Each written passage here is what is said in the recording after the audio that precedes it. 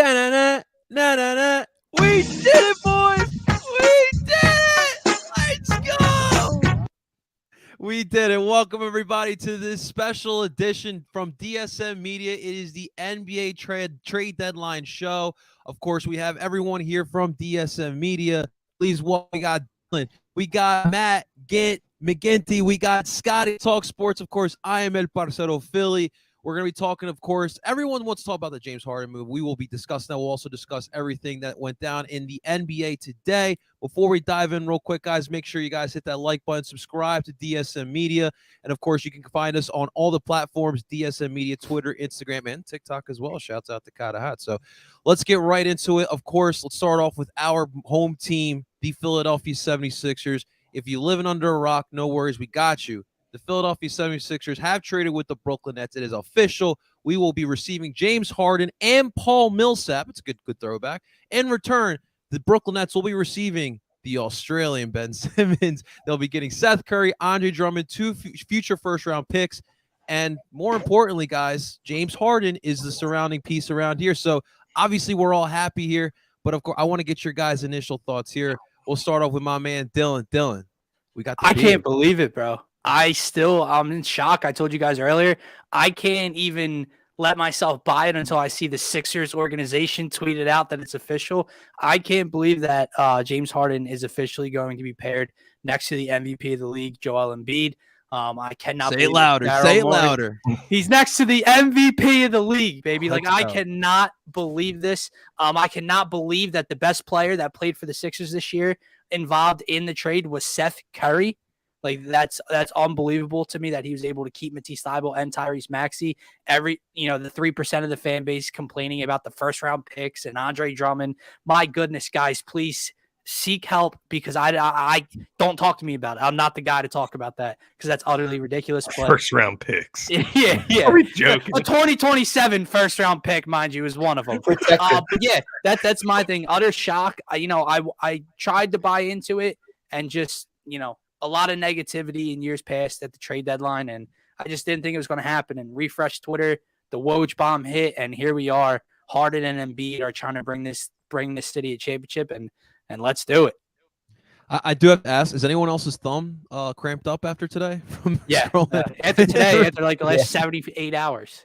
Bro, and what are the odds, like, the first meeting of the day that I'm like not able to look at my phone at all, and I get off and like my girl's texting me. I think I was like 5 minutes late to the news. Like it dropped at like 12 or 1:20, I think, and I got out of the meeting at like 1:25.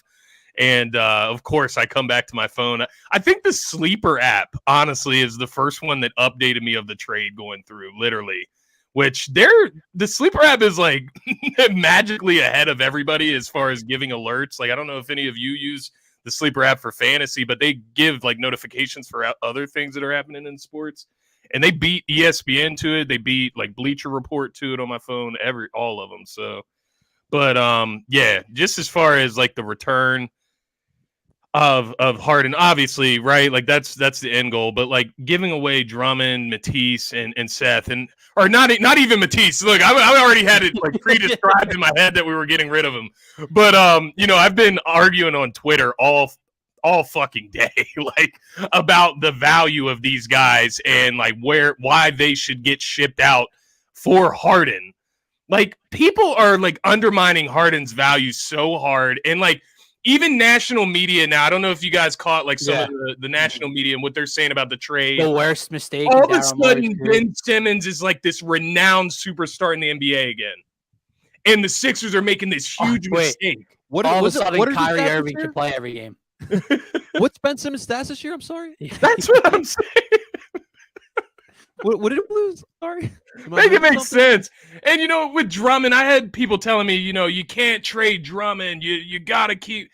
Bruh, come on. If Embiid is not in the game over 35 minutes in the playoffs, we're not winning. Drummond isn't making that big of a case, and he's on an expiring contract, guys. He just got cooked by JaVale McGee the other night. So can I say something? The argument from these people about moving Drummond, he's the best backup Embiid's had, yada, yada. I get it. I like Andre a lot as well. But bottom line is they keep arguing well, Embiid needs that rest. Embiid needs those minutes off the floor, blah, blah, blah. That's how he's been so dominant. You know what else Joel Embiid needs? Someone else to produce offensively so he doesn't have to drop 40 a night. What does James Harden bring? That's where Joel Embiid can get more rest. Even when he's on the floor, he doesn't have to be as active and exert as much energy each and every possession because he's got another superstar next to him. The people that are really upset about Andre Drummond, I never thought that would happen. Like if you put out a poll about would you include Andre Drummond, it should have been 100% yes, 0% no. There's a fraction of this fan base that is like no, and I can't believe my ears. Let me jump in real quick. Let's get your thoughts. I just think we're focusing on the absolute wrong thing. We went from last year at this time where we missed out on what I thought was Kyle Lowry, who I thought would put us over the top, and got George Hill in a miserable time. To a year later, James Harden is requesting to not play with Kyrie Irving and Kevin Durant, to play with Joel Embiid, and on top of all that, to opt into his contract for another year, which I don't think people understand how important that is. Let's say things crumble at the end of the season. Obviously, knock on wood, he's here for another year. So it is a monumental day. I can't remember, besides obviously the Eagles Super Bowl, where I've had this much enjoyment in Philly sports. This is Harper-esque. Is this bigger than Harper for you? Yeah, I'm also not I'm a baseball guy, but not as big in baseball as I am basketball. But Andre Drummond and Seth Curry, thank you. You did everything for us that we asked at the time. But we just got the guy that is on the NBA 75 list for the 75 best basketball players of all time. So, let me ask you before we move forward. Is this bigger than Jimmy Butler? Oh, yeah. It's not even Like I just mentioned, NBA 75 list is 75 of the best basketball players that have ever lived. And James Harden is on that list. And we traded him for 2 role players, one on the vet minimum, one on an $8 million deal, and a guy that hasn't played a game this season. I think, again, I don't think there's been you'd have to quote me on the Wilt Chamberlain and Moses Malones of the world. I don't think there's ever been a bigger deal in Philadelphia sports history. But James Harden is old, dude. I was going to say shout out to Drummond for playing the way he did this season and increasing his value, because Drummond last season isn't bringing in a James Harden return. Like, obviously, it's a different situation, different scenarios, but the way Drummond has been able to excel this year as a backup center is ultimately what increases value. 100%. It was a tryout for Andre Drummond. Facts right here. He took the backseat to the best center in basketball. I had a tryout, and he showed what he could do. Now he's off to Brooklyn, and we'll see him on March 10th when he gets 30 put on his head. Yeah, you guys think that hamstring's doing okay? Oh, it's fine, man. Well, just like how Ben running to Philly. Yeah.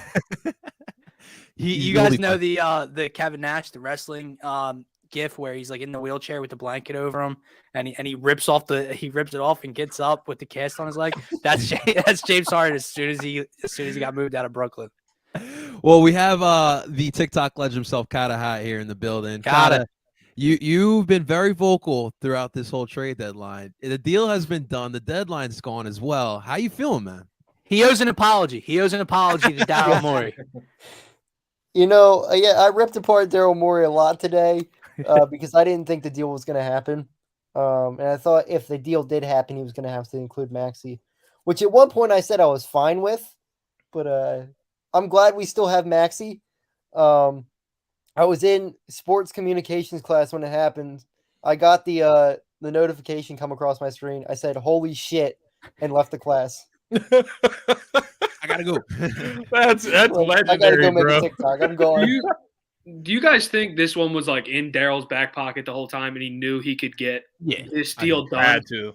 Yeah. And he's trying to maybe not include Andre and not include something else. To me, it was just so funny because all I was hearing, especially on TikTok from Brooklyn fans, was they had the leverage when literally Harden was making it evident that he did not want to be there anymore. Yeah. And obviously, we know the relationship that Daryl has with James Harden. I just felt that Daryl's a good negotiator. That's the one thing he is pretty good at. So I knew he had this in the bag, man. I actually thought that this was a good deal for us because, again, you do keep those young assets. Everyone was like, "Yo, we got to keep the youngsters. We got to keep the youngsters." Why do you guys think? Because to me, this sport in general, like young players are nice if you're trying to build something, but we have like an elite piece here. I don't feel like we needed to marry ourselves too much to Matisse Thybulle or Tyrese Maxey to deal We with it. didn't.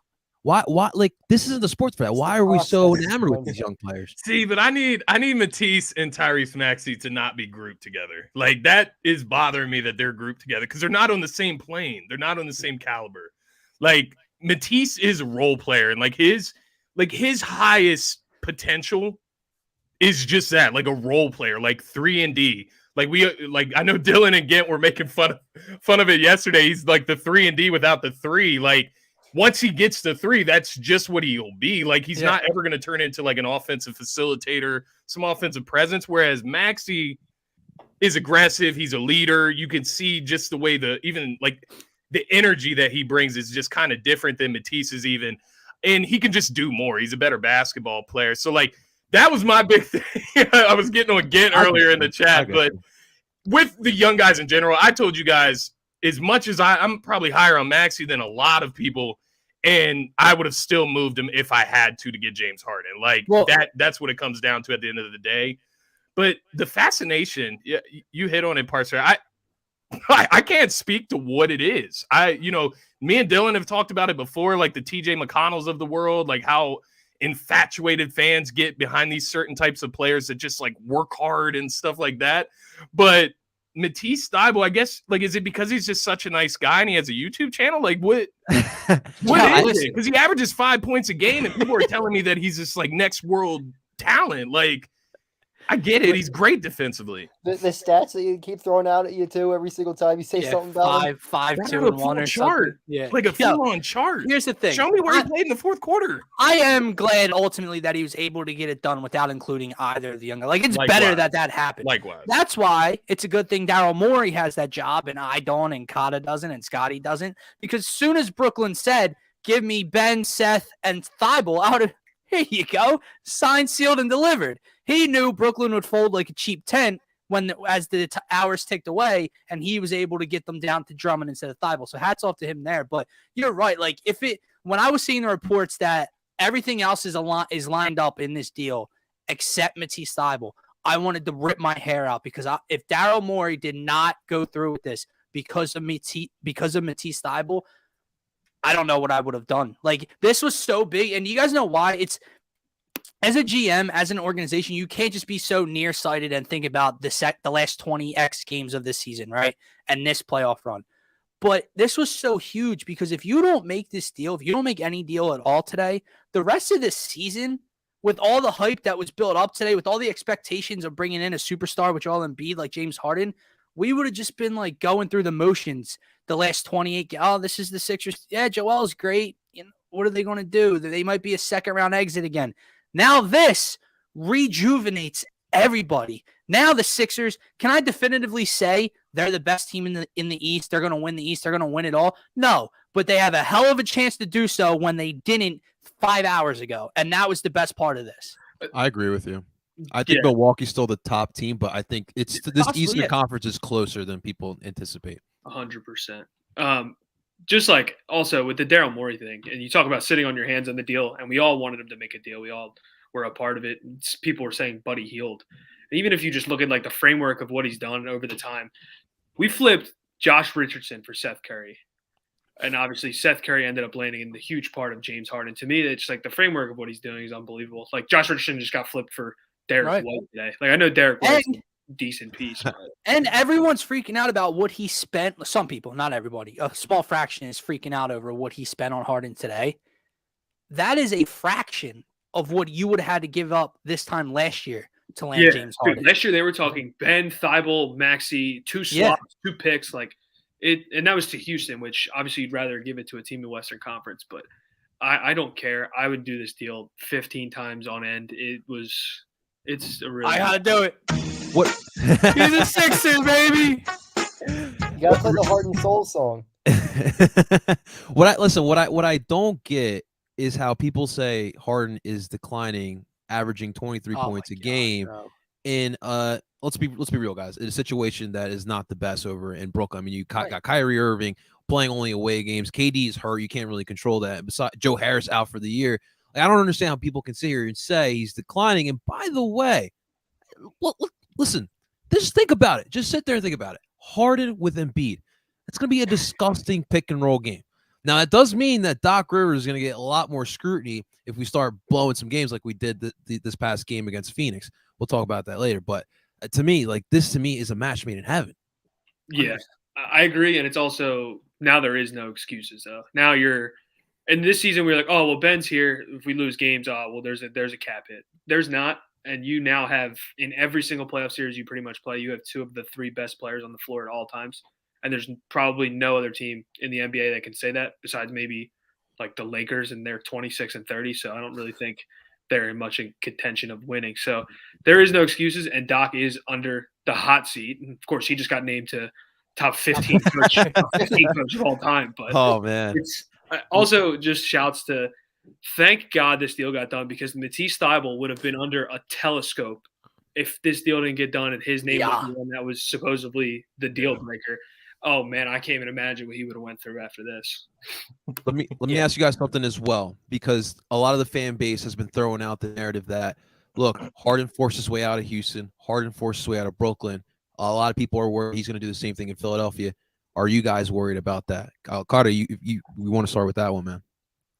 I mean, it is worrisome a little bit, but the positive is Harden picked up his option for next year.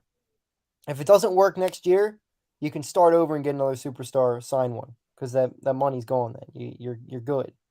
So if it does wind up being an issue or Harden does decline rapidly, you're okay. Where Ben Simmons, we still would have had his contract. So I think we're better off this way, where we can try to go win a title with Harden.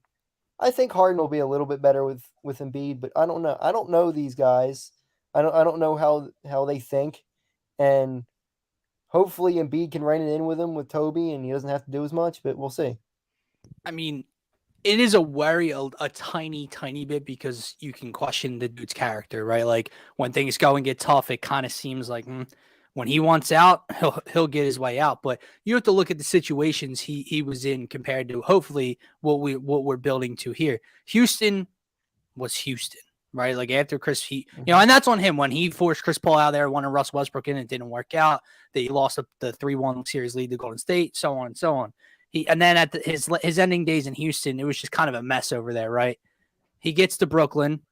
Maybe he didn't even really want to go to Brooklyn. That's just the best offer that they got. He gets to Brooklyn. They build this big three.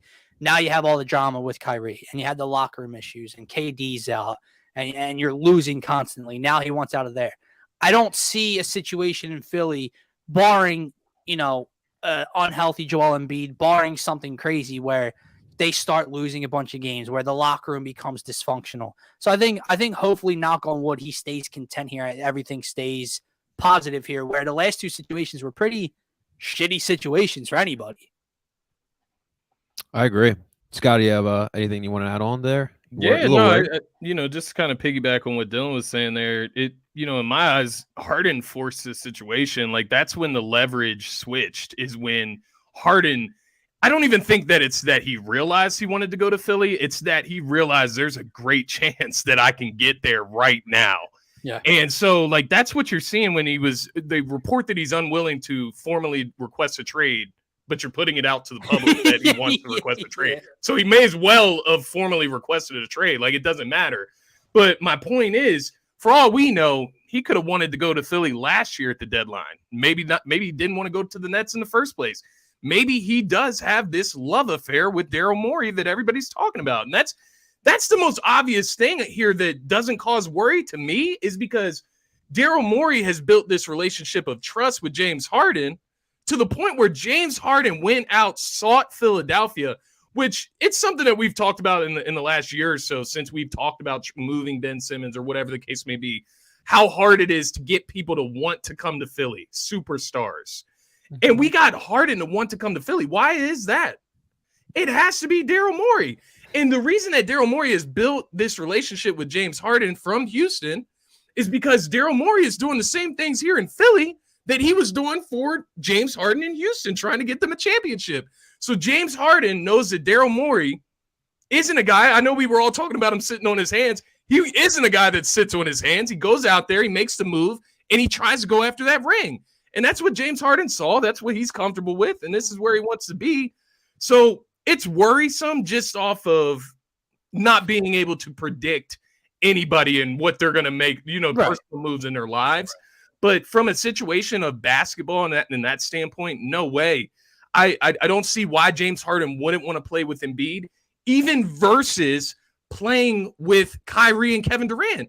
Embiid protects your backside. James Harden always gets criticized for being bad on defense, lacking effort. He has one of the best anchors in his life behind him.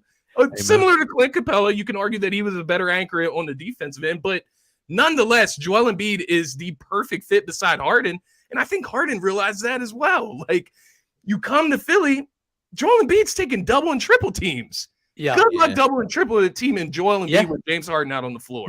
My favorite thing to hear today on Twitter or on Philly Sports Talk Radio after the trade was made was the people. And by the way, shout out to all the commenters so far for everyone tuning in. And guys, I'm proud of you. There is not one negative take in this comment section saying I don't like it. We gave up this and that. What I heard from certain people all day, the best would be people calling in to Sport Talk Radio saying, in one voice saying, I can't believe we got rid of Seth Curry. I didn't want to give up Seth. And then turning around and the same person talking about how James Harden's a liability defensively. Excuse me. Who got their ass handed to them by Kevin effing Huerter in the playoff series last year? A defensive liability in Seth Curry. Like, are we joking, guys? We go blind for that one. Yeah. Christopher, real quick. So there is no updates on this. Like, we talked about this earlier off air. The Sixers haven't even announced it themselves. If I'm not mistaken, it took a couple games until Jimmy Butler got put out there when he got traded to Philly. I'd have to look back at that one. But if I was the Sixers, honestly, I would let him sit out until after the All-Star break. Let him get his practices in with the team. I don't see any point in throwing him out there. If he really does have a tight hamstring, let him get his wits about him, take a nice break. He don't have a tight hamstring, bro. He's chilling. I'd give him the weekend off for sure. Even if he could play this weekend, I'd give him that off. I'd like to see him Tuesday at home against Boston. Yeah, let him get familiarized with Delilah's over there and see how he likes it there. No. The best part there's no rush. He could take his time. Like, I don't see the rush in him getting out to the floor if he is getting adjusted, getting moved from Brooklyn to Philly. I do. Hold on. This is a great comment. Real quick. What was a big conversation we had about end of games? Right, Joel Embiid's been super clutch this year. Who's the closer? Who's the last shot? Someone to get their own shot off, right? And Embiid has been great at it for most of the season. But you don't normally look to your 7-foot center to put the ball on the floor and create his own shot. Tobias did it a handful of times last year, hasn't done it this year. Now you have a 1A, 1B type of thing here where Harden, and if not, here you go, MVP. Yeah, and I think someone brought it up as well. People are talking about how this is going to benefit Joel Embiid. Well, guys, how about it benefiting Tobias Harris? We talked about it throughout the season, how Tobias really missed Ben Simmons. He's got James Harden now, who is going to attract a lot of attention and can facilitate the ball as well. I do think this is going to benefit Tobias Harris as well. And Scotty, you and I talked about it on your show. Can Tobias Harris be the Chris Middleton of this team? And now we'll find out, because now he's got himself that point guard who can get that rock and can score as well. So that should be really fun to watch. No excuses for Tobias. No excuses for Tobias Harris at all. And he's been great. I agree with that. And another thing, real quick, before we continue this conversation, is why I wanted to move Dunn so badly now is not even just don't let any thought crept into his head about running it back with Brooklyn. Go get him now. Don't wait till June or July. It was also for the fact that come summertime, you have to clear that cap space to go get him. So Tobias was probably on the move, right? You at least got this half a year to where Tobias goes back to that third option. Let's see if we can make a run. The fact he opted in already and you don't have to give him the max extension till next year, they don't even have to move Tobias this summer. Tobias can be here next year with him. Yeah. Tobias' third option is a lot better than Tobias' second option. 100. Exactly. Carter, that is the first time I've heard you type or say Tobias and not Tobias. I'm proud of you. It's funny because everybody is going to take a step back now, and rightfully so, because Tobias is finally in. I'll ask you this first, because I feel like you have a little bit different point of view. How do you think it affects Tyrese Maxey? Well, I think he should go on the bench like he should have been from the start of the year. That's for darn sure. So what's the lineup? I would start Danny Green and Thibault alongside those three guys we just mentioned. They give you the most body. They give you the most ability to switch on defense. They give you everything. And it gives Maxey an open floor. Like we've talked about, it gives Maxey a lineup with, as of right now, and who knows if it's going to change, Ferk, Isaiah Joe, Shake Milton when he comes back, Niang, Paul Millsap. If Paul Millsap plays. Also, I'm hyped to see Paul Millsap. people also forget that was Embiid's like first beef in the NBA. It was Paul Millsap when Paul Millsap made the All-Star team over him in 2017.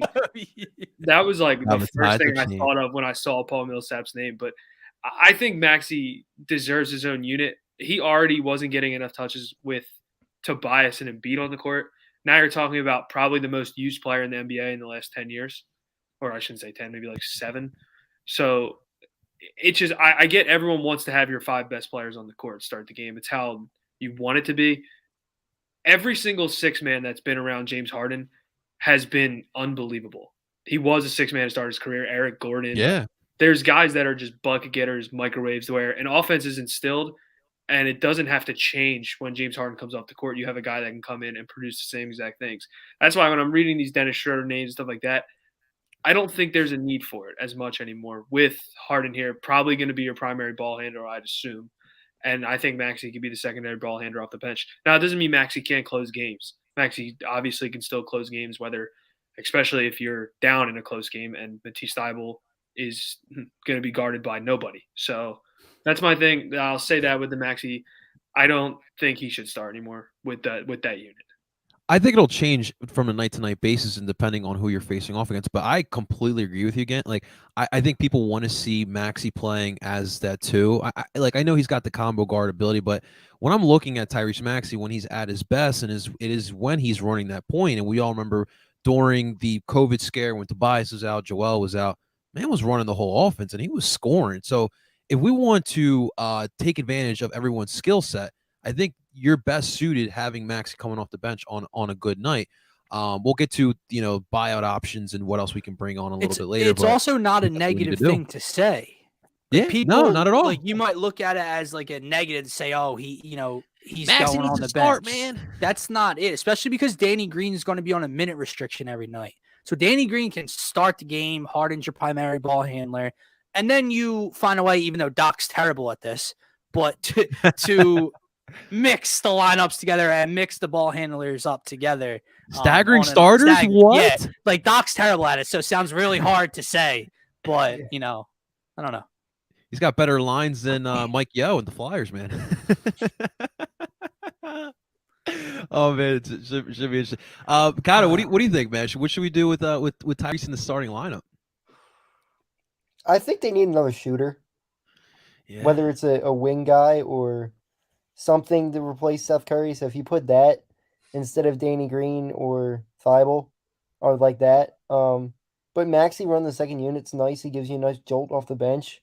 We saw that a little bit in the playoffs last year. And he can just go score at will. And I like that a lot, where when Harden's on the floor, I'm not sure how much he's going to be able to get the ball. Yeah. I think that's the main point. I don't think he's going to get it a lot at all. He's the fourth. Yeah. He becomes the fourth option instantly. And then just to jump in, because Scotty, I know you definitely have something on this, and not to sound rude to Tyrese Maxey, how much do you want him to shoot the ball with those 3 guys on the court? And that's not a shot at Tyrese Maxey. Like off ball. I don't know. How much do you want him to shoot the ball with those 3 guys on the court, with James Harden, with Joel Embiid, and with Tobias Harris on the court? This was my biggest thing with Ben, was where were the shots with all the guys that were around him? Where are the shots with those 3 guys and Tyrese Maxey? Where does that open up? Where do those come from? It doesn't come from there. It comes from the second unit. Now, if they can find another bruiser screener like Andre Drummond was, he'll thrive off the bench. Yeah. Absolutely. What about you, Scotty? I mean, with Doc Rivers, I just have to think with Doc Rivers. So, I would move Tyrese Maxey to the bench, especially with Doc Rivers, just for the reasons that we've already talked about as far as him staggering. But I do agree. I think Danny Green, you have to have him in the lineup just because he's a spot-up shooter. I mean, he's probably the best one that we have now, maybe. Don't hold me to that, but he probably is the best three-point shooter that we have as far as consistency. And then, Thybulle, you need him in there for defensive purposes, although I would be open to going back and forth with that, depending on the matchup, of course. But that, looking at Maxey, I think he's a guy that you can plug in anywhere. I think he can do a lot of everything, and I think he's always going to work hard to fit the role that is described for him, right? Just like he did this year, he made sure he was ready to shoot.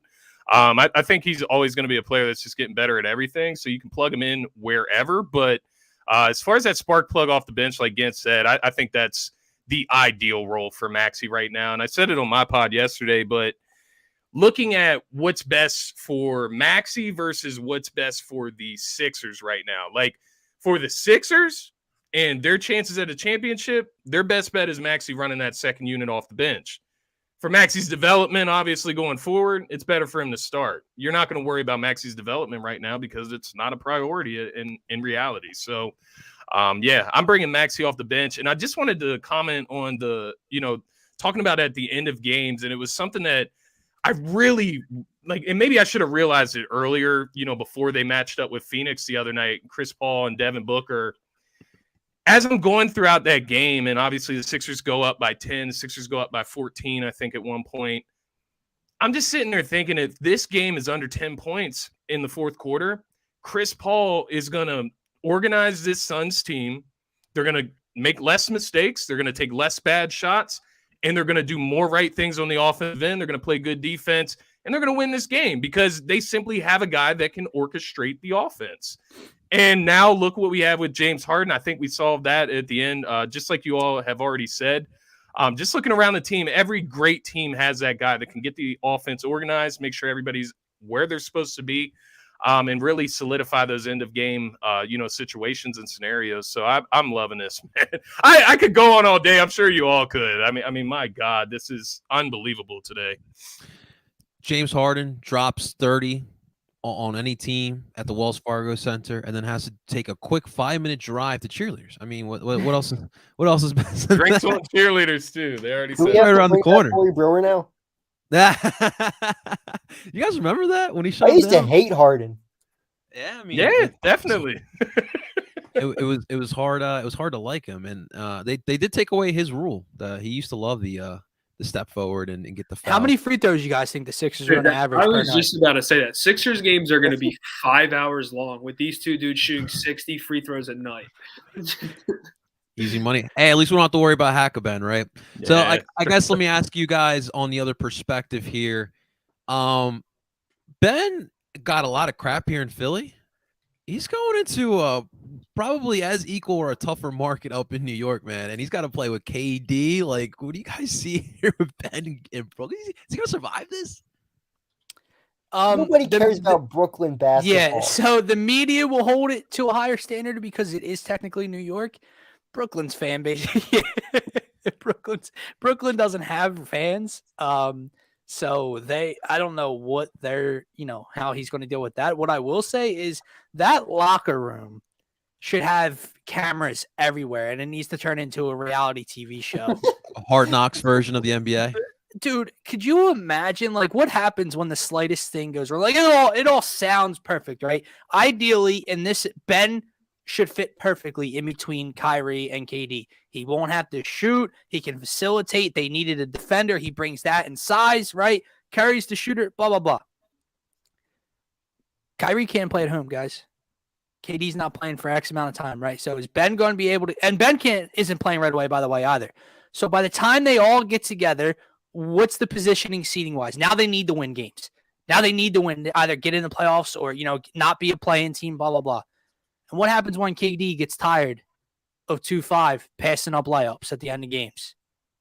What happens when Kyrie's, throwing it to, going crazy, with one of his conspiracy theories or something, and Ben's mental state can't take it anymore? I think it's going to be a mess. I know people, theoretically, it sounds great. Nets basketball, I'm not worried about it, to be honest, at all. To Dylan's point, the Brooklyn Nets currently sitting in 8th place in the Eastern Conference with 29 wins. Atlanta with 26 and 10. Mark, I would hope you would make the goddamn playoffs. Is that a hoorah? We're making no playoffs. Like you guys were just favored. Is that why the Nets made this trade so they can try to make the playoffs? Yeah, what? And the thing is, Gint, hold on. I got to shout out Gint for a second because through this whole situation, I feel like me and him, and even Scotty to an extent, I feel like Scotty was the first wheel to fall off the train when everything was going south between the three of us. And we were three of the last guys to stick around and defend Ben. Gint was the last one. Seeing Gint tweet at 2-5 today and call him a hoe was the highlight of my effing day. Hell yeah, respect. Here's my devil's advocate. because it wouldn't be content without it. We got a lot better today. And the NBA executive thing where it said both teams get a lot better, I think Brooklyn does get a lot better. Sure. I agree. Brooklyn gets deeper. Brooklyn has probably, on paper, the best starting five in the NBA. If Ben comes back and is what Ben was in Philadelphia. They have two guys on their wings that are probably the most versatile two defenders in the entire NBA.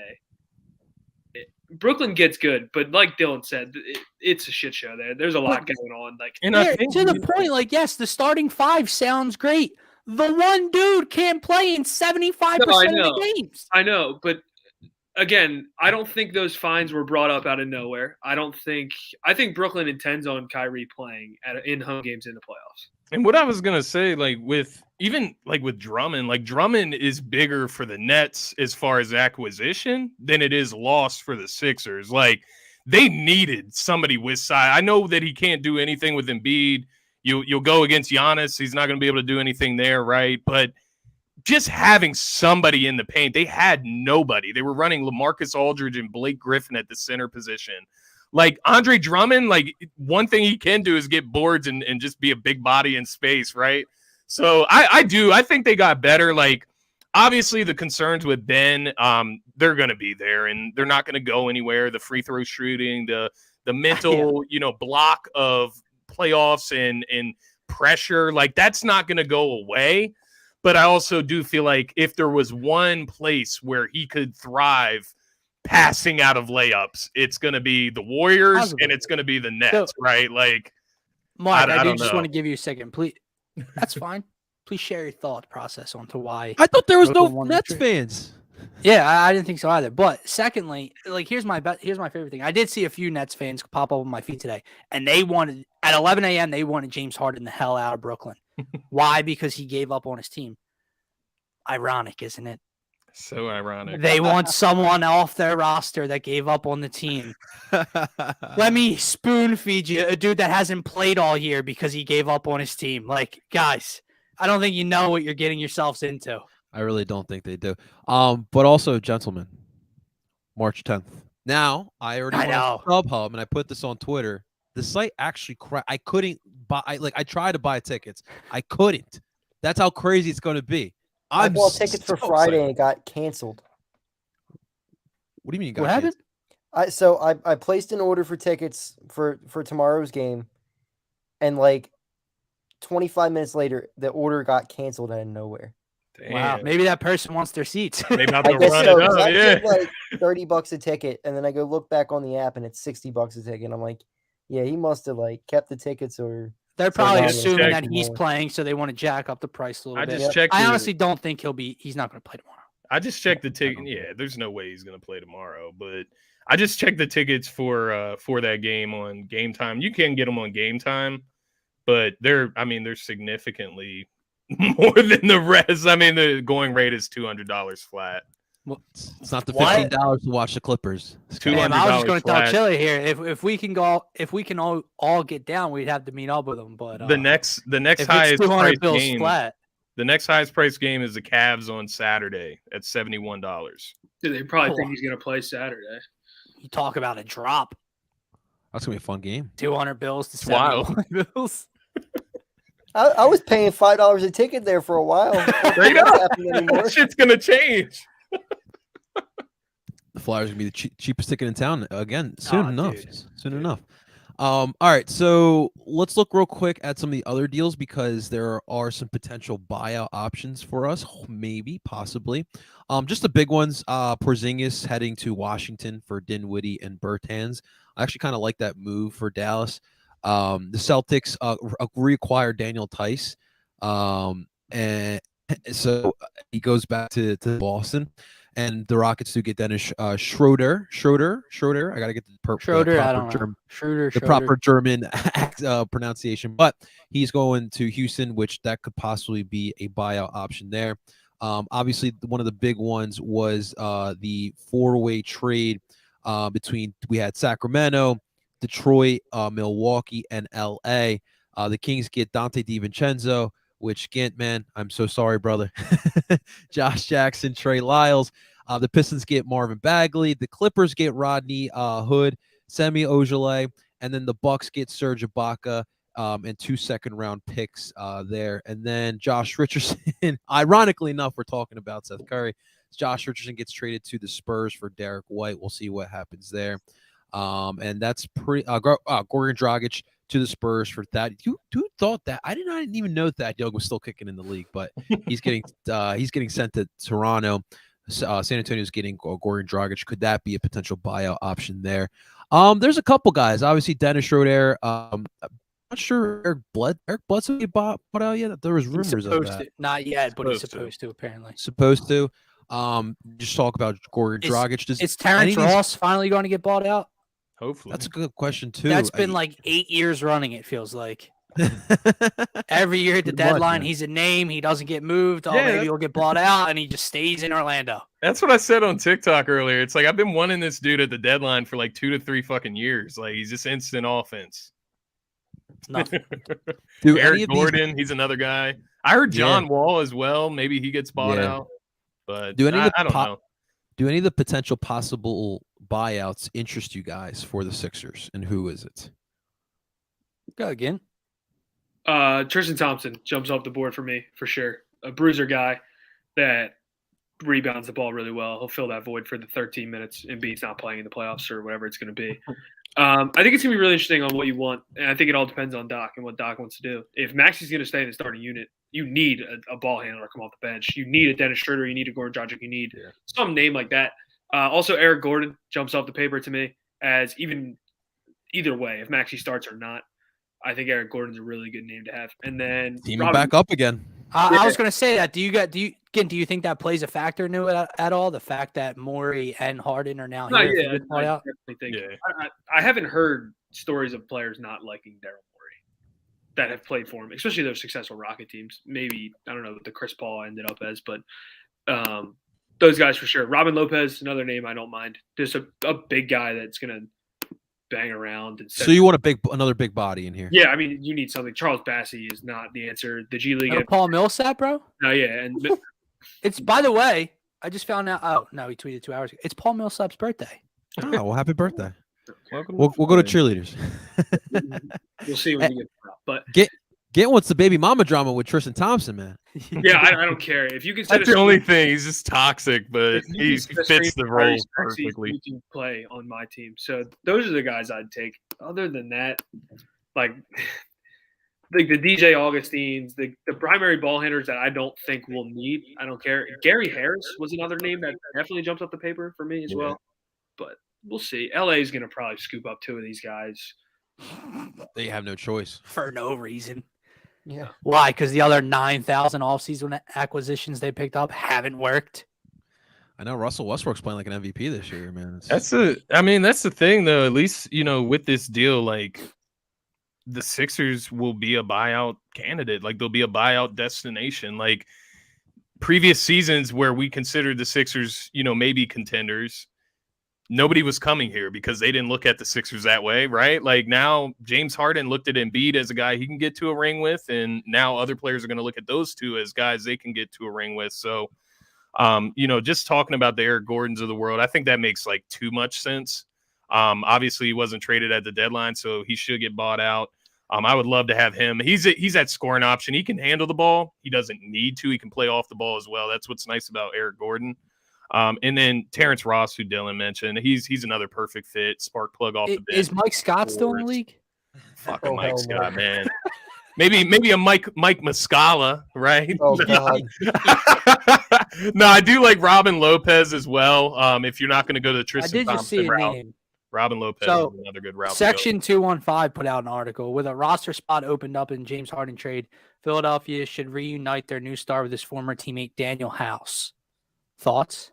Hell no. I fucking hate Daniel House. How come? I'm just curious. I shouldn't say that. Those Rocket teams like just produce guys that I didn't like, and Harden was one of those guys. Like Gerald Green, like all those guys, I just didn't like. So I just think of that. I just think there's also better names. I think you can get someone that's not a side piece, especially if Maxey starts. Like you need a guy, like a guy that can win you a game 3 when you're on the road down 10, and he gives you a spark and your starters finish it. Like that type of guy, not a. He's going to play to kill the rest of the season, and then he's not going to touch the floor again, like Corey Brewer, for instance. Yeah. I think I'm with Abe Link here because I don't really need, per se, another ball handler, but I need someone more on the wing, preferably with some defense prowess, a little bit at least, and someone that can create some more spacing.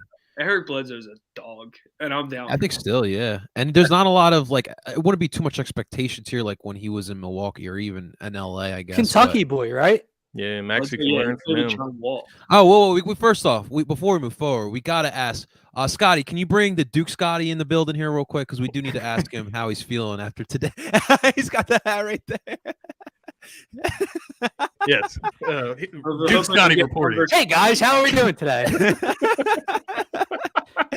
How are we feeling after Seth's gone, man? Oh, man, you know, it's bittersweet. Like, obviously, I put a tweet out there. Like, I was open to moving Seth, obviously. Like, I understood he had to be part of the deal. It's somebody that you don't want to give up, and that's the reason that you have to give him up, is because you're going to have to give up players that you don't want to give up in order to get somebody that you want.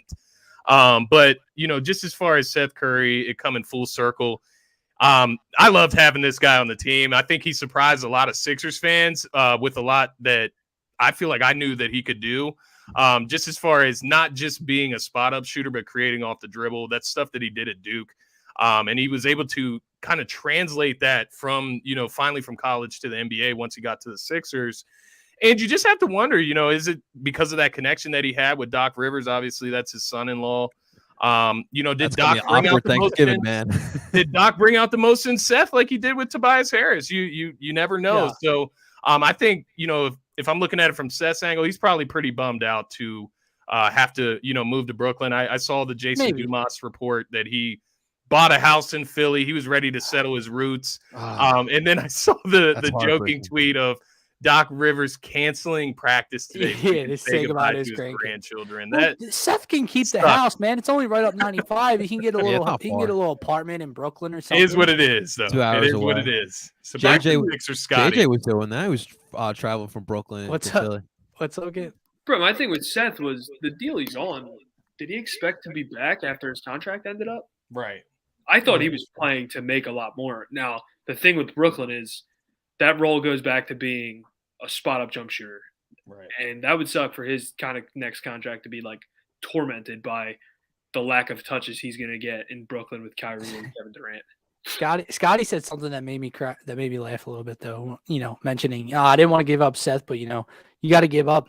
Man, that's something that part of the Sixers fan base doesn't grasp. Guys, I don't think you understand, like, to get the best player in a deal, you got to give up more than the other team. You got to give a little something to entice them.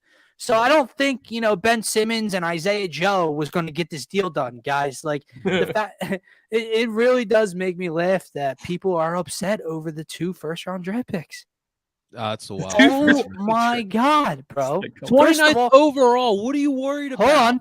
One of them's in 5 years from now. One of them's in 2027. Protected. A lot can happen in 5 years, though. You know, a lot could happen. Yeah. Now, the next year, I listen. I don't understand why you'd be mad, but a lot could happen. But still, like you said, they're draft picks. All right, guys. What are we trying? What are you going to get the next TLC out of that draft? Like, but if we win the championship, what does it matter? Exactly. If we're getting drunk on broad, why do you care about a 2027 draft pick? I won't. If they would have got, I'm gonna shotgun another beer. If they would have gotten Miles Turner with those picks, I would have been a little salty. But they didn't, and then also, so they can have their 9th grader right now, and we'll keep it moving. 9th grader, 2027. God damn, Dylan, we're an emotional bunch. All right, man. We've been through so much heartbreak. Dude, I'm with you. I'm a part of the brother and sisterhood here. Well, dude, the thing is this. Also, did you see the stipulations with the 2027 pick? Even though that doesn't matter, it's 1 through 8 protected. Oh yeah. and it's 1 through 8 protected the year after, and then it just turns into $2 million. What the fuck did Mark Gold just say in the comments there? You trade Embiid and Harris for Giannis and Middleton. Yeah, I'm sure Milwaukee will sign up for that one. Shouts to Mark, man. Shouts to Mark. Shout out to Mark. Great question, man. Bringing the energy. I'm sorry, Mark. Scotty said, "What the fuck did he just say?" I don't think Philadelphia. If those, let's say Giannis was offered to Philadelphia, I don't think Philadelphia would say yes. And if Embiid was offered to Milwaukee, I don't think they'd say yes. I don't think either one are so rooted in their. It's a good way to put it. Yeah, they're just. Good way to put it. When you talk about untouchable, I think to each of those organizations, those guys are untouchable. Yeah. So. Completely agree. 100%. Completely agree. All right, guys. That's gonna do it for our deadline show. Real quick, going around the panel here. What do we got going on for this week, guys? I ain't got shit going on. Scotty and I have turf talk on Sunday. With the iron out the details of what time, but obviously Super Bowl episode. Super Bowl. No, we'll talk a little bit about the championship game performances, and then we'll base it all around the Rams and the Bengals. But other than that, the Faithful Fanatics should be brought back Monday or Tuesday of next week. Hopefully we're talking about a James Harden performance or so. But yeah, man, just focusing on DSM Media right now. And Scotty, what do you got going on? No, Turf Talk. Just make sure you tune in on Sunday. What are we going? 1 p.m. or probably on normal time? I don't know. I'm gonna be. Oh, I actually have to coordinate with you because I'm gonna be with Parcero on Sunday. So we need to coordinate for what we're gonna do for that show. But we'll definitely be there on Sunday. Everyone's welcome. We're down the shore. We're gonna be throwing rocks at the Borgata. It's gonna be a great time.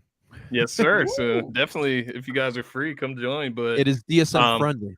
Come watch Turf Talk. I'm going to explain to everybody why the Bengals are going to win the Super Bowl this year. And it isn't Joey Burr, man. He's got the ice. He's got the Cartier shades, but that ain't why they're winning the Super Bowl. I look forward to hearing why you're wrong. Dylan's already been down this Cincinnati road. You've been down the Rams road, bro. To be fair. Ken, I do want to ask, when does Nova play next? You're my Nova guy. You're my Nova Connect. They played 2 nights ago. They beat St. John's. They probably play Saturday if I had to guess. Did anyone else know that the Sweet 16 and Elite 8 is at the Wells Fargo Center? Yeah. Is it really? Wow. Yeah. I did not know that. You might have to pull up if Nova's in it. Yeah, I'm pulling up. Duke's gonna be in it. I think we owe a shout out to 2 guys. Andre Kirilenko and Danny Granger, 2 guys that refused to play for the Sixers at one point in their career. And I hope they look at this and think, damn, I could have at least been rooted in this organization when we win the title this year. It's crazy how far this has come. And today was almost like the word. The real fans know, Gent. The real fans know. Yeah, is it game changing for Philly, Gent? Like, is this what opens up the floods to superstars coming to this is exactly. That's the biggest thing. And I was on this year where I was like, there's never been a guy that was like, I want to play with Joel. Like, this is that first guy where now it's like, when we trade Tobias this offseason, it'll be for someone that wanted to play here. So we'll see. Yeah, does this open the floodgates till we get another real legit superstar too? Legit superstar. Legit. Kata, man, you've been busy on TikTok. Anything else you got planned this week? Well, now you say you're going to the shore this weekend. I might have to pull up. Oh, pull up, brother. Kata. My girlfriend's going to Florida, so I'm free. There we go. Hanging out with Matt Bear. Pull up. Let's have some brews. Brews and brigantine. That's how we do it around here. Awesome stuff. Of course, you guys I'll be recapping every Philly sporting event this week. We got the Sixers. We got those Fly guys as well. It'll be a nice little doubleheader on Saturday for me as well. But seriously, guys, thank you so much for everyone that tuned in and listened, watched, commented. Shouts to you, Mark, for those great takes on there as well. Definitely. Shout out to Mark Gold. Yeah, shout out to the only Brooklyn Nets fan I know. Hey, Pastor Rims down there in the comments. He's a Nets fan too. There you go. That's why he's asking about them tickets. That's my boy. Awesome stuff, guys. Make sure you guys are subscribed to DSM Media. Make sure you guys are following everyone here on this panel as well. Until next time, ladies and gentlemen, we are DSM Media, and the finals is coming to Philly. Let's go, boys!